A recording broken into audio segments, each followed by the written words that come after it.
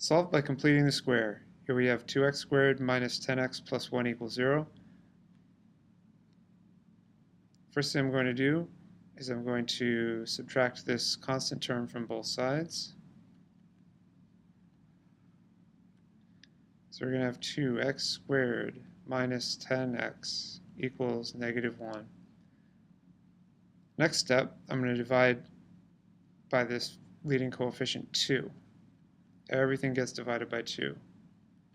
And we do that to make writing the perfect square much, much easier. So these 2's simplify, we get x squared, negative 10x, and then the 2 we get negative 5x. And then this negative 1/2 doesn't simplify.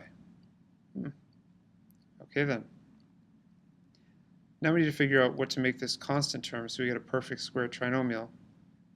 Take this negative 5, divided by 2, and then square it. And I always use parentheses for situations like this because it reminds me that it's negative 5/2 times negative 5/2. So I'm going to get this.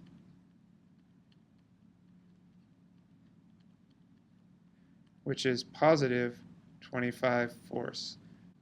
See, if I forgot the parentheses, if I wrote it this way, like that, you would actually be changing it, and it would be negative 1 and then times 5/2 times 5/2, which makes negative 25/4. Okay, don't do that.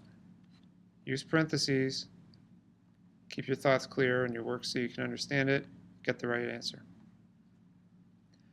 Okay, so we have 25/4 here. I'm going to add that to both sides of the equation.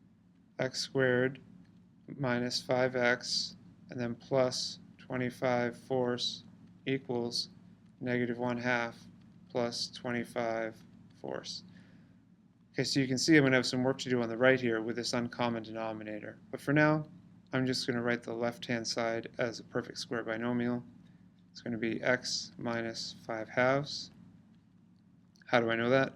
Well, that was what we went through this whole process here. You take the middle coefficient, divide by 2, and then square it. But the middle coefficient divided by 2 also turns out to be this guy right here.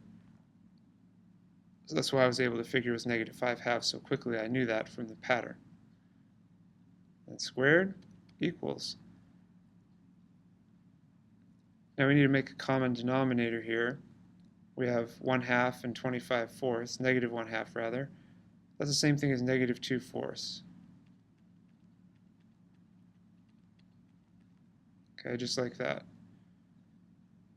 So it's going to be x minus 5/2 squared equals 23/4. And now I need to take the square root of both sides. So x minus 5/2 equals plus or minus square root of 23/4. Over here, a lot of steps. My next step, I'm just going to simplify. I'm going to have x minus 5/2 equals plus or minus, and then I put radical 23, and then radical 4 is simply 2. So this is simplifying out here, as you can see, plus or minus radical 23 over 2, instead of plus or minus radical of the entire fraction 23 over 4. I kind of did 2 steps in one here. I split the radical and then reduced the denominator of square root 4 into 2. My last step, add 5/2 to both sides, and I'm going to get x equals 5/2 plus or minus square root of 23 over 2. So I'm kind of out of room down here. What I'm going to do is I'm going to rewrite it in another form up top here.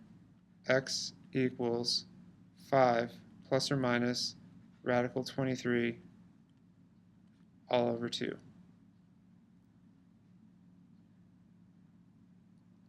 And really, either form is acceptable. You could write it this way, or you could write it this way. Either way is fine.